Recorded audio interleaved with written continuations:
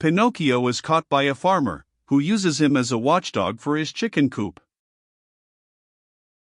Pinocchio, as you may well imagine, began to scream and weep and beg, but all was of no use, for no houses were to be seen and not a soul passed by on the road. Night came on.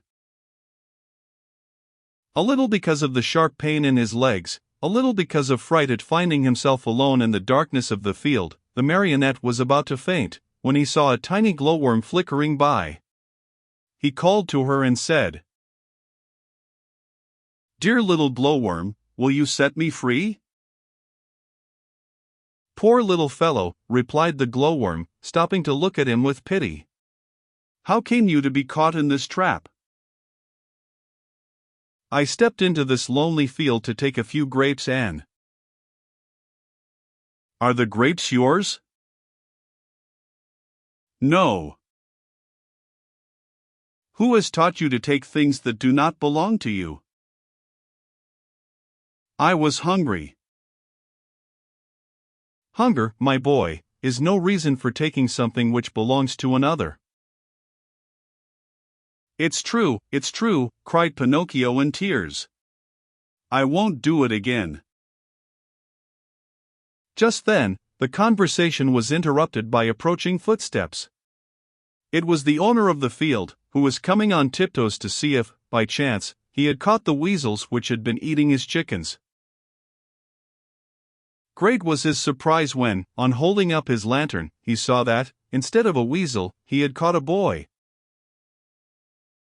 "Ah, you little thief," said the farmer in an angry voice. "So you are the one who steals my chickens?" "Not I." No, cried Pinocchio, sobbing bitterly. "I came here only to take a very few grapes." "He who steals grapes may very easily steal chickens also.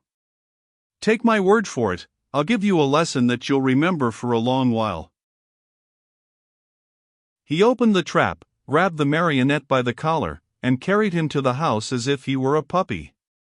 When he reached the yard in front of the house, he flung him to the ground, put a foot on his neck, and said to him roughly, "It is late now and it's time for bed. Tomorrow we'll settle matters.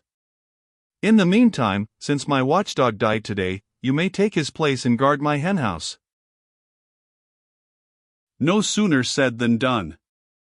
He slipped a dog collar around Pinocchio's neck and tightened it so that it would not come off. A long iron chain was tied to the collar. The other end of the chain was nailed to the wall. "If tonight it should happen to rain," said the farmer, "you can sleep in that little doghouse nearby, where you will find plenty of straw for a soft bed. It has been Melampo's bed for 3 years, and it will be good enough for you. And if, by any chance, any thieves should come, be sure to bark." After this last warning, the farmer went into the house and closed the door and barred it. Poor Pinocchio huddled close to the doghouse more dead than alive from cold, hunger, and fright. Now and again he pulled and tugged at the collar which nearly choked him and cried out in a weak voice, "I deserve it.